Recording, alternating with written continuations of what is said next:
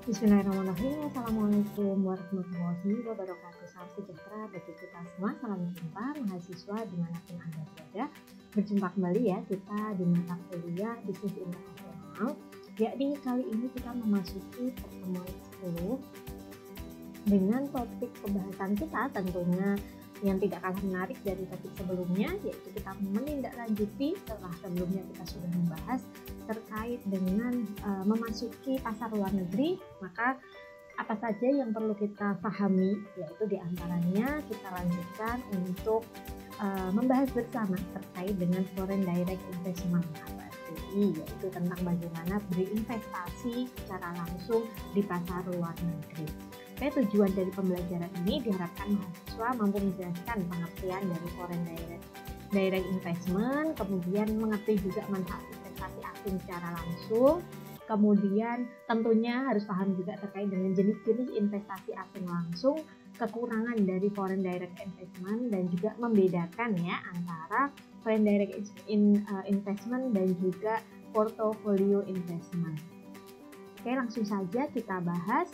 Yang pertama tentunya sebelum kita membahas lebih detail, lebih jauh, kita harus paham dulu ya teman-teman maksud makna ya atau apa sih yang diartikan dari Foreign Direct Investment ini atau FDI, yaitu penanaman modal asing ya secara langsung. Kita menyebutnya Foreign Direct Investment, yaitu ketika perusahaan berinvestasi secara langsung dalam fasilitas baru untuk memproduksi atau memasarkan di negara asing dan perusahaan menjadi perusahaan multinasional. Nah, secara tidak langsung di sini ada konsep penanaman saham, penanaman modal, ataukah pemberian dana gitu ya, karena di situ nanti akan bernilai investasi. Tetapi berkaitan dengan investasi yang dilakukan di pasar luar negeri atau perusahaan yang melakukan transaksi lintas negara. Nah, atau juga dapat dijelaskan sebagai aktivitas penanaman modal oleh para investor luar negeri untuk melakukan usaha di dalam negeri atau negara tujuan, baik menggunakan modal asing sepenuhnya maupun patungan dengan investor dari negeri. Jadi konsepnya mungkin ada ini ya sedikit berbeda antara itu investasi langsung, baik itu di pasar luar negeri ataupun di pasar di dalam negeri, baik itu perusahaan dalam negeri ataupun luar negeri, baik itu modal pribadi ataukah bisa patungan juga. Nah itu jadi yang perlu kita highlight di sini adalah penanaman modal, nah ataupun pembelian saham, itulah yang disebut sebagai direct investment. Itu ya, manfaatnya apa sih teman-teman? Kenapa ada ya konsep investasi asing secara langsung di sini? Diantaranya yaitu manfaatnya tentunya yaitu yang memberikan impact yang paling besar itu kan kepada penerimaan negara ya. Jadi yang pertama, membangun hubungan yang lebih stabil antar dua negara dalam lingkup perekonomian. Jadi kalau misalkan kita berbicara bisnis internasional, perdagangan internasional, itu yang menerima manfaat bukan hanya sebagai pelaku penjual dan pembeli saja, ternyata impact-nya lebih besar. Sebelumnya sudah kita bahas ada PDB meningkat ataupun penerimaan negara meningkat, pajak meningkat atau biaya-biaya masuk juga meningkat, kemudian terjadi kerjasama yang baik gitu ya antar negara. Jadi bisa menciptakan kerjasama yang baik antar negara, baik itu yang dikelola oleh swasta atau perusahaan pribadi ataupun yang dikelola oleh pemerintah. Jadi sama-sama memberikan kestabilan bagi hubungan yang baik antar negara. Kemudian yang kedua apa? Media transfer teknologi dari negara asal yang dapat dikembangkan di negara tujuan. Jadi bisa bisa sebagai kegiatan untuk ATM ya, yaitu untuk modifikasi ya, dan juga bisa meniru dan lain sebagainya. Itu merupakan selain bisa mentransfer budaya ya, kalau misalkan kita kadang-kadang membawa produk dari luar ataupun produk kita dikenal negara luar, pastinya itu kan sebagai pengenalan yang baik. Nah, selain dari budaya, teknologi juga termasuk manfaat yang didapatkan. Kemudian yang ketiga, menambah modal baru untuk pembiayaan pada sektor-sektor yang masih kekurangan dana. Tentu ini jelas sekali ya teman-teman, Kemudian yang keempat, berpotensi mengurangi angka pengangguran karena membuka banyak lapangan pekerjaan baru. Jadi dari investasi, misalkan teman-teman juga pernah dengar juga beberapa perbankan ya, swasta itu sekarang sudah banyak ternyata investornya ataupun pemegang sahamnya itu dari luar, ya kan? Misalkan Maybank, kemudian OCBC ataukah Alobank ya teman-teman, ataukah mungkin yang dulunya namanya apa kemudian sekarang berubah, itu karena apa? Biasanya karena investornya berganti ataukah kepemilikan sahamnya mayoritas itu dari negara mana ataupun siapa, sehingga bisa dia mendapatkan wewenang untuk mengganti namakah ataukah untuk membuat kebijakan yang lainnya. Jadi sering sekali kita mendengar beberapa perusahaan itu karena pergantian alih pemegang saham ataupun pemberi modalnya yang berinvestasi ataupun investornya, sehingga berpengaruh juga pada kebijakan perusahaan tersebut. Tentunya ini juga memberikan impact yang baik, yaitu pengurangan pengangguran karena SDM di Indonesia juga sudah sangat melimpah ya, terutama nanti teman-teman karena masuk dalam ranah Gen Z ya, yang memiliki usia produktif semakin banyak, kemudian SDM sekarang dari segi pendidikan juga alhamdulillah sudah semakin meningkat gitu ya. Nah, jadi jangan sampai nanti ketika tahun Indonesia Emas, yaitu bonus demografi ya, peningkatan dari usia-usia produktif, jangan sampai teman-teman nanti lengah. Justru itu bisa dimanfaatkan dengan baik, sehingga saat ini silahkan dipersiapkan dengan baik, yaitu dengan modal-modal pengetahuan, pendidikan, dan juga tentunya ilmu yang kita dapatkan, sehingga nanti bisa dimanfaatkan ketika nanti ada bonus demografi yang sangat melimpah. Teman-teman sudah tidak bingung lagi untuk mencari pekerjaan. Ataukah mungkin saat ini sering sekali mendengar berita PHK ataupun pengurangan dan juga efisiensi tenaga kerja, sehingga kita harus siap untuk menerima hal tersebut, yaitu dengan apa? Sudah berbekal adanya ilmu bisnis ataupun ilmu kewirausahaan nih teman-teman ya. Oke, kemudian yang kelima, mendapatkan insentif pajak yang akan meningkatkan pendapatan negara, tentu ya, dari kebijakan pembayaran pajak atau biaya cukai dan lain sebagainya. Itu memberikan impact yang baik bagi pendapatan negara. Kemudian selanjutnya, mempermudah perusahaan lokal untuk masuk ke pasar global, tentu jelas sekali. Kemudian yang ketujuh, meningkatkan peluang kerjasama dan ekspor untuk pelaku UMKM. Jadi UMKM pun juga terdorong ya, termotivasi untuk bisa melakukan kegiatan ekspor impor ataukah berinvestasi baik itu secara langsung untuk pelaksanaan kegiatan ekonomi secara global. Ini teman-teman ya. Jadi bisa dirasakan impact-nya yang baik itu, entah itu dari personal perusahaan swasta tersebut ataukah dari negara, tentunya juga menerima manfaat yang baik tersebut. Oke, selanjutnya teman-teman di sini, lantas jenis-jenis investasi apa saja sih yang masuk dalam direct investment ini ya. Foreign direct investment diantaranya yaitu ada investasi horizontal, vertikal, konglomerat, dan juga platform. Nah, apa saja sih? Mari kita bahas satu persatu ya teman-teman. Yang pertama terkait dengan investasi horizontal.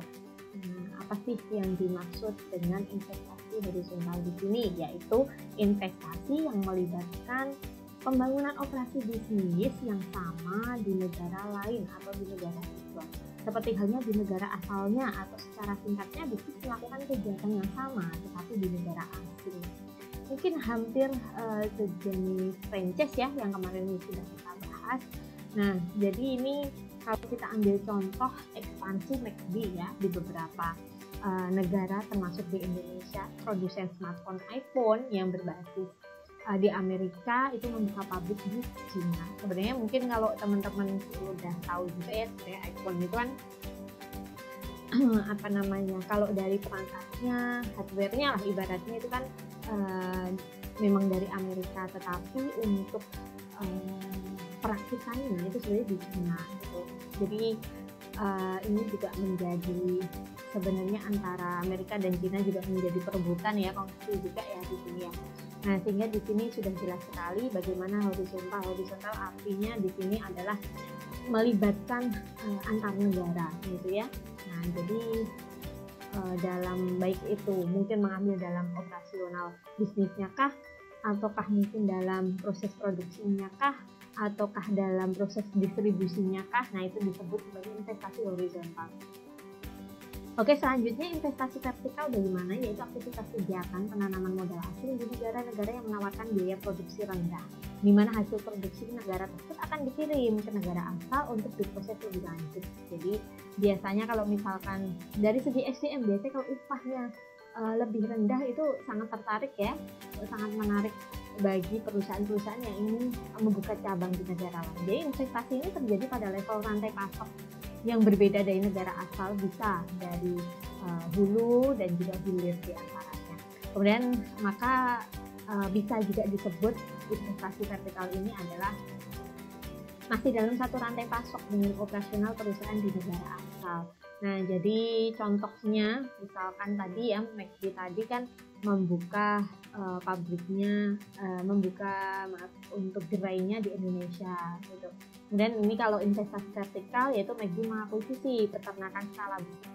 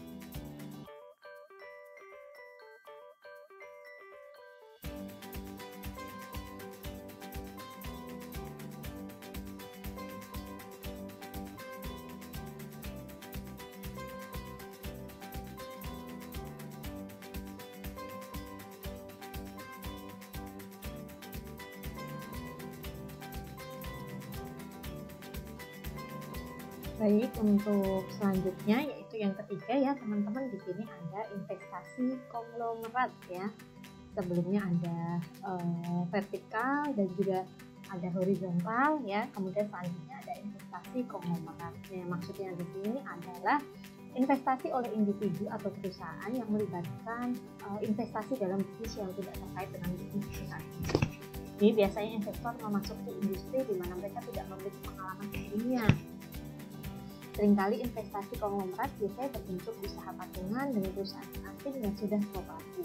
Nah, jadi contohnya di sini perusahaan konglomerasi dari Berkshire Hathaway berpusat di Nebraska, Amerika Serikat, yang fokusnya pada industri asuransi, kemudian properti, serta diversifikasi investasinya ini memiliki 100 perusahaan swasta dan publik seperti Dairy Queen, Clayton Homes, kemudian Duracell dan lain sebagainya. Jadi ada ini ya, kalau namanya patungan berarti kan pemegang sahamnya tidak hanya satu orang. Jadi ada beberapa orang yang memang itu sudah perusahaan sudah established ya, sudah inilah apa namanya yang sudah maju gitu, sudah berkembang, kemudian kita menanamkan sahamnya dari beberapa pemegang saham. Itulah yang disebut investasi konglomerat. Jadi mereka sudah yakin nih bahwasanya ketika investasi ke perusahaan ini bisa memberikan dampak yang positif. Kita tahu siapa sih Warren Buffett ini, yaitu orang terkaya nomor 5 di dunia versi Manila Forbes tahun 2022 ya, dengan kekayaannya mencapai 118 miliar USD. Jadi bisa teman-teman hitunglah gitu uangnya berapa itu ya. Dimana saat ini menjadi direktur utama, komisaris dan sekaligus pemegang saham terbesar di Berkshire Hathaway. Nah, yang sudah memegang itu Warren ini, kemudian ada beberapa juga konglomerat lain ataukah pemilik investasi yang besar juga ini. Nah, maka disebut sebagai investasi konglomerat. Nah, tuh. Kemudian selanjutnya yang keempat ada investasi platform ya teman-teman. Di sini bedanya apa dengan investasi sebelumnya? Investasi platform adalah kondisi sebuah perusahaan di mana memperluas ke luar negeri dalam bentuk investasi, tapi output dari operasi asing diekspor ke negara ketiga. Dan investasi ini umumnya terjadi di lokasi berbiaya rendah di dalam kawasan perdagangan bebas. Nah, contohnya L'Oreal ya. Kalau kita kenal L'Oreal Paris gitu ya. Nah, itu kan di Indonesia juga terkenal gitu ya, membuka pabrik terbesarnya secara global berlokasi di Cikarang, Bekasi, Indonesia dengan nilai investasinya mencapai 1,25 triliun, di mana pabrik tersebut nantinya akan menjadi pusat produksi L'Oreal di kawasan Asia Tenggara. Jadi jelas sekali kenapa perusahaan asing itu mau untuk menanamkan sahamnya ataukah mau mendirikan suatu perusahaan yang sudah jelas memiliki trust image ya dari brand tersebut, sehingga mudah untuk dalam pendiriannya ataupun kebijakan dari pemerintah pun juga tidak akan mempersulit karena sudah ada trust di situ. Oke, selanjutnya setelah kita sudah paham investasi apa saja gitu ya yang termasuk dalam kaitannya jenis-jenis investasi atau foreign direct investment. Kemudian metode dalam melakukan foreign direct investment bagaimana? Yang pertama yaitu dengan cara membeli perusahaan. Nah, jadi dengan membeli perusahaan yang telah ada di suatu negara, ini juga bisa dilakukan melalui penyediaan modal pembangunan perusahaan baru di negara terkait. Jadi kita beli karena kita menjadi pemilik saham yang paling besar gitu kan ibaratnya, maka itu bisa diakuisisi. Kemudian bisa juga membeli perusahaan tersebut tapi di negara asing dan lain sebagainya. Jadi membeli perusahaannya. Yang kedua, membeli saham perusahaan. Menurut IMF ini untuk bisa dikatakan sebagai FDI ya, suatu perusahaan atau seorangan harus membeli saham lebih minimal 10% pada perusahaan di suatu negara. Jika kurang dari itu maka hanya akan dianggap sebagai portofolio saham saja. Jadi minimal 10% ya baru bisa dianggap memiliki sebagian dari FDI perusahaan tersebut. Yang ketiga, membeli atau membangun suatu aset. Nah, diantaranya dari yang dikatakan FDI di sini adalah dengan membeli atau membangun aset pada suatu negara seperti membeli tanahnya, barang, atau membangun konstruksi sebuah pabrik. Jadi penamaan ataupun bisa disebut sebagai FDI. Kita termasuk pelaku FDI. Nah, kita termasuk orang yang bisa menanam atau berinvest ya, dikatakan investasi secara langsung dalam perusahaan luar negeri itu ini tiga ini ya, karena membeli perusahaannya, membeli sahamnya, ataukah membuat asetnya gitu ya. Ini jadi jelas sekali teman-teman di sini kalau misalkan di luar dari tiga ini berarti belum bisa dikatakan ini ya kegiatan FDI. Oke, lantas selanjutnya setelah tahu manfaatnya teman-teman pasti ada juga yang namanya kelemahannya ya. Di antaranya yang pertama repatriasi keuntungan, itu pembagian dividen kegiatan perusahaan asing yang menanamkan modalnya di negara lain kepada pemegang saham di luar negeri, sehingga mengakibatkan larinya modal keluar. ini berat sekali. Nah, bahwasanya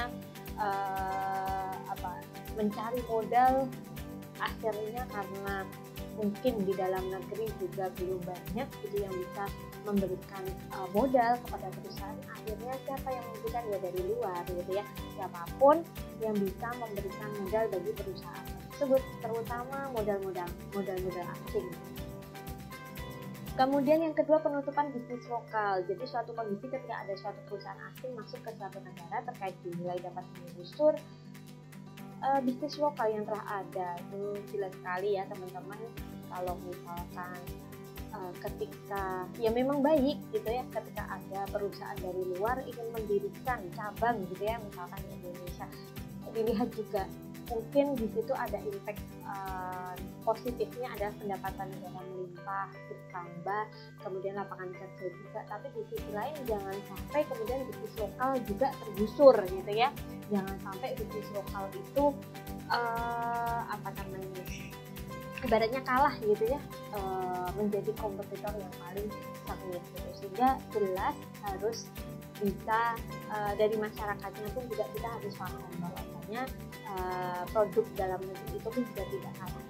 Kemudian yang ketiga, praktek eksploitatif ya, dapat mengeksploitasi manusia dan juga sumber daya alam lainnya secara berlebihan, di mana mereka mungkin membayar lebih sedikit tenaga kerja, menebangi hutan untuk mendirikan pabrik dan membuang limbah berbahaya ke lingkungan. Nah, ini juga mungkin dari kebijakan pemerintah pun juga harus memberikan perlindungan juga ya atas sumber daya manusia ataupun sumber daya alam yang ada. Jadi jangan sampai kemudian karena itu sudah ibaratnya saya perusahaan asing masuk ke Indonesia sudah mendapatkan izin, kemudian mereka seenaknya sendiri ataupun ibaratnya tidak memperhatikan dari ESG ya ataupun faktor lingkungannya. Nah, itu akan nanti berdampak buruk juga gitu bagi kembali lagi ke masyarakat sekitar gitu ya. Efek penciptaan lapangan kerja terbatas. Nah, mungkin perusahaan asing dapat membawa manajer dan spesialis mereka sendiri alih-alih mempekerjakan pekerjaan lokal. Ya, bisa saja pasti kan para high manajernya pasti kan diambil dari perusahaan asal gitu ya.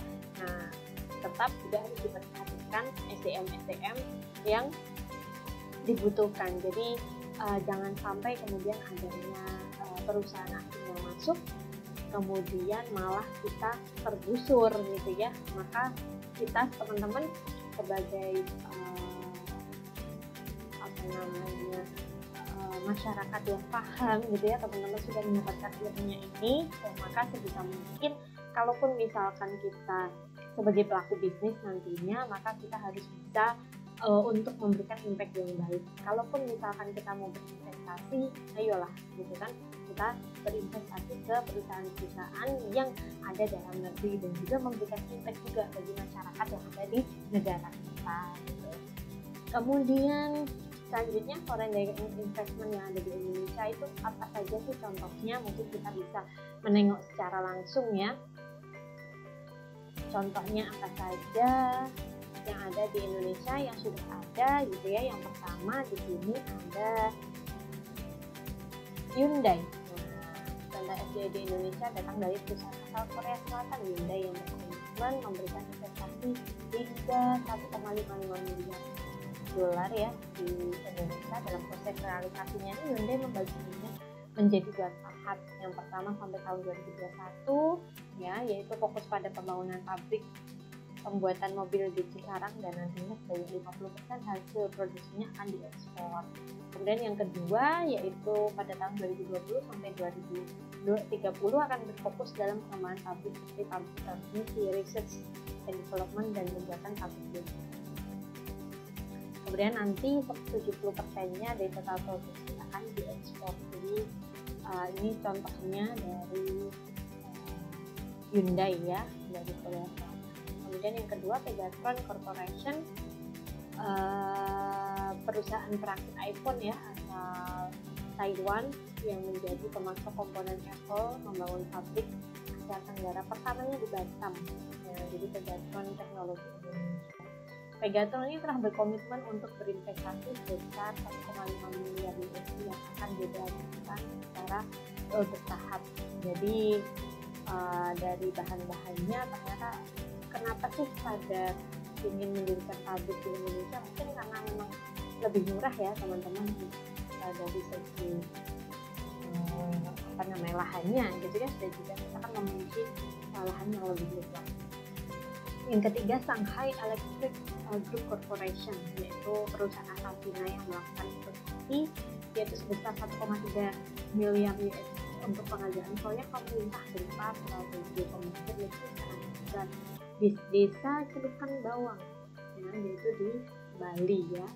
Dengan adanya mega proyek ini merupakan kerjasama Indonesia dengan perusahaan China, diharapkan Provinsi Bali akan mendapatkan pasokan listrik 350 MW kalikan 2 ya, dan akan mendukung nasional pariwisata serta bisa meningkatkan pendapatan asli desa. Kemudian syarat kenapa sih tadi beberapa perusahaan kayak Hyundai tadi, kemudian PT Agron dan sebagainya, kenapa bisa masuk ke Indonesia? Bagaimana sih kebijakan Indonesia melihat FDI ini ya? Jadi syarat investasi asing di Indonesia ini menjadi cukup penting ya dalam mempengaruhi mekanisme dan penguasaan pasar bagi negara. Jadi sudah tertuang dalam Undang-Undang Nomor 25 Tahun 2007 dan peraturan yang terkait dengan Badan Koordinasi Penanaman Modal ya. Jadi pihak yang dianggap sebagai investor asing ini menurut undang-undang itu adalah warga negara asing, pemerintah luar negeri, dan juga badan usaha luar negeri. Syarat-syaratnya apa? Yang pertama, bidang usaha PT tidak termasuk ke dalam daftar negatif investasi, tentu ya. Yang kedua, modal minimal ada minimalnya. Yang ketiga, maksimal penyertaan modal asing. Jadi ini termasuk kebijakan dari pemerintah. Kenapa perusahaan-perusahaan luar itu bisa masuk ke Indonesia? Nah, jadi sudah jelas ya teman-teman, sudah ada regulasinya dan juga syarat yang tentunya harus dipatuhi oleh semua negara ataupun semua perusahaan yang ingin menanamkan modalnya, menanamkan kegiatan bisnisnya di Indonesia. Yang pertama tadi syaratnya tidak termasuk dalam daftar negatif investasi. Artinya apa teman-teman? Yaitu sebelum melakukan pendirian, ini perusahaan harus memperhatikan terlebih dahulu nih bidang usaha yang akan dijalankan oleh perusahaan tersebut di Indonesia yang diatur dalam peraturan Presiden tahun 44 nomor 44 tahun 2016 tentang daftar bidang usaha yang tertutup dan bidang usaha yang terbuka. Kemudian pengaturan tersebut membagi 3 jenis bidang usaha bagi para investor asing, yaitu terbuka, tertutup, dan terbuka dengan syarat. Artinya seperti hanya Persero ya teman-teman, kalau terbuka berarti investasinya terbuka ataupun sahamnya terbuka. Kalau tertutup berarti memang modalnya dari perusahaan tersebut sendiri. Investor asing hanya dapat melakukan penanaman modal dalam perusahaan yang memiliki usaha terbuka atau terbuka dengan syarat serta investor asing tidak dapat melakukan investasi pada perusahaan yang bidang usahanya tertutup. Contoh nih 3 bidang usaha menurut undang-undangnya. Yang pertama, bidang usaha tertutup seperti produksi senjata, mesin, alat peledak ya, dan peralatan perang. Itu kan kalau di Indonesia mungkin ini ya dilarang gitu ya. Kemudian bidang usaha terbuka ya seperti perkebunan mangga, perkebunan jambu, ataukah mungkin perusahaan-perusahaan yang lainnya. Kemudian bidang usaha terbuka dengan syarat ada industri batu tulis dan agen perjalanan wisata. Ini salah satu contohnya. Jadi kriteria bidang usaha tertutup untuk penanaman modal ini baik asing maupun dalam negeri ditetapkan dengan berdasarkan kriteria kesehatan, keselamatan, pertahanan, dan keamanan serta lingkungan hidup dan moral hukumnya dan kepentingan nasional lainnya. Jadi jelas sekali teman-teman di sini kenapa ada yang termasuk dalam daftar negatif investasi. Jadi tidak semena-mena kemudian semua bidang usaha itu diperbolehkan gitu ya teman-teman. Oke, selanjutnya yang kedua apa? Maksudnya yaitu dari modal minimal. Ada ketentuan yang sudah ditentukan berapa sih modal dasar, yaitu 10 miliar tidak masuk tanah dan bangunan. Jadi hanya modal selain tanah dan bangunan ya. Jadi memang pure untuk pelaksanaan bisnis untuk tiap KBLI. Yaitu klasifikasi batu lapangan usaha Indonesia, bidang usaha dan tiap lokasi proyek. Ini modal ditempatkan dan modal disetor minimal 10 miliar. Selain itu nilai modal ditempatkan sama dengan modal investor, yaitu 2,5 miliar. Masing-masing pemegang saham wajib memiliki minimal saham sejumlah 10 juta. Jelas ya, sudah ada dalam undang-undangnya bahwasanya usaha besar itu sebagai usaha ekonomi produktif yang dilakukan oleh badan usaha dengan jumlah kekayaan bersih yaitu sebesar hasil dari penjualan tahunan yang lebih besar dari usaha yang meliputi usaha nasional negara atau swasta, usaha nasional dan usaha asing yang melakukan kegiatan ekonomi di Indonesia. Jadi modalnya lebih dari 10 miliar itu selain dari tanah dan bangunan ya teman-teman. Jadi memang pure untuk kegiatan itu. Kemudian yang ketiga terakhir yaitu penyertaan modal asing, yaitu saham yang akan dibeli oleh investor asing juga memiliki batasan maksimum. Ya, jadi persentase kepemilikan saham dihitung berdasarkan nilai nominal saham. Kalau tadi dikatakan kegiatan FDI itu kita sebagai pelaku investasi ya ataupun dikatakan investor itu minimal harus memiliki saham 10% kan teman-teman. Nah itulah. Nah jadi setiap bidang usaha ini memiliki pengaturan mengenai maksimum kepemilikan saham asing dari masing-masing. Ini sudah tertera juga dalam Kepres nomor 44 tahun 2016. Ya, jadi ini teman-teman yang menjadi tadi syaratnya dari ketiga syarat kenapa di Indonesia itu boleh dilakukannya FDI, kegiatan FDI ataupun penanaman modal dari kegiatan dari desa. Kemudian yang terakhir perbedaan dari FDI dan juga foreign portfolio investment. Kalau FDI ini kan penanaman modal asing langsung mengacu pada pengembangan fasilitas baru dan perolehan kepemilikan 20% atau lebih dari saham di perusahaan yang beroperasi di negara lain. Sedangkan kalau FDI itu adalah investasi jangka pendek dalam instrumen keuangan dan hanya fokus pada sekuritas korporasi di negara lain berupa saham, obligasi dan jenis sekuritas lainnya. Jadi kalau direct investment itu penanaman modal dengan mendirikan bangunannya tadi ya 3 jenis, boleh dengan membeli perusahaannya, membeli sahamnya, ya kan, ataukah memberikan asetnya. Nah itu termasuk direct investment atau FDI. Sedangkan FDI itu hanya sekadar memiliki dalam jangka pendek. Misalkan kita beli saham perusahaan L'Oreal tadi ya, karena dia ada di IDX ya, itu termasuk FDI ya, kita membeli sahamnya tetapi hanya untuk jangka pendek.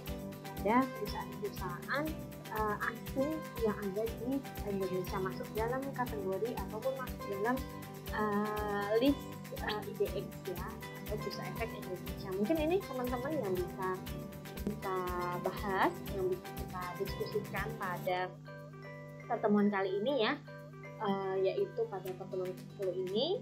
Terima kasih atensi dari rekan-rekan mahasiswa saya, semoga bisa memberikan manfaat bagi kita semua. Sampai jumpa, kita lanjutkan lagi di pertemuan berikutnya. Dan saya berikan wassalamualaikum.